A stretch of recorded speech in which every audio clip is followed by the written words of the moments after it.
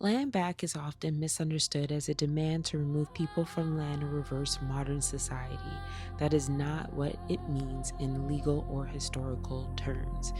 At its core, land back refers to restoring stewardship and jurisdiction to the people whose relationship with the land predates colonial title systems where lawful transfer never occurred. It is not about eviction, it is not about punishment, it is about correcting an unresolved authority gap. In the case of land, legal fiction appears when land is declared owned without treaty or sale, authority is assumed without consent, stewardship is replaced by administration, the state becomes the owner on paper, even though no original transfer occurred. The land is then governed by policy, not relationship. This matters because land does not respond to paperwork, it responds to care. When land is governed primarily through legal fiction, it is treated as a resource, a zoning category, a budget line, an administrative responsibility. Decisions are made by distance, departments, timelines, fiscal cycles, liability management. As a result, ecosystems are fragmented, restoration is reactive instead of relational.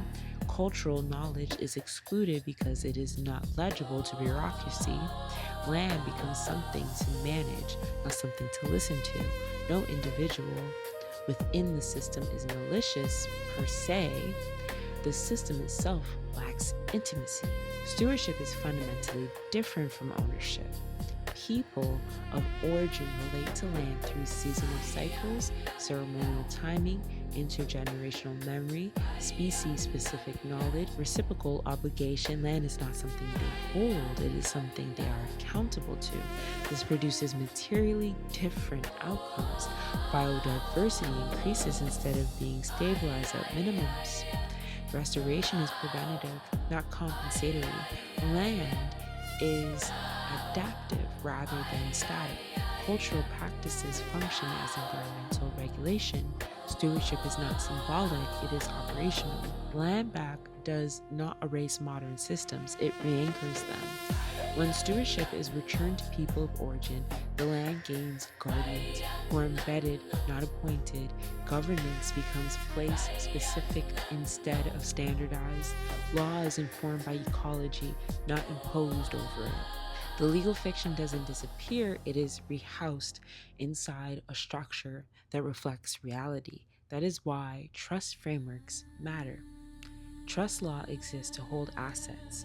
When ownership is ethically constrained, authority is shared, future generations must be protected. Placing land into trust under indigenous stewardship does not negate the modern legal system. It uses one of the most conservative tools to correct an unresolved condition. The state is relieved of a role it was never designed to fulfill. The land is returned to people who never left it.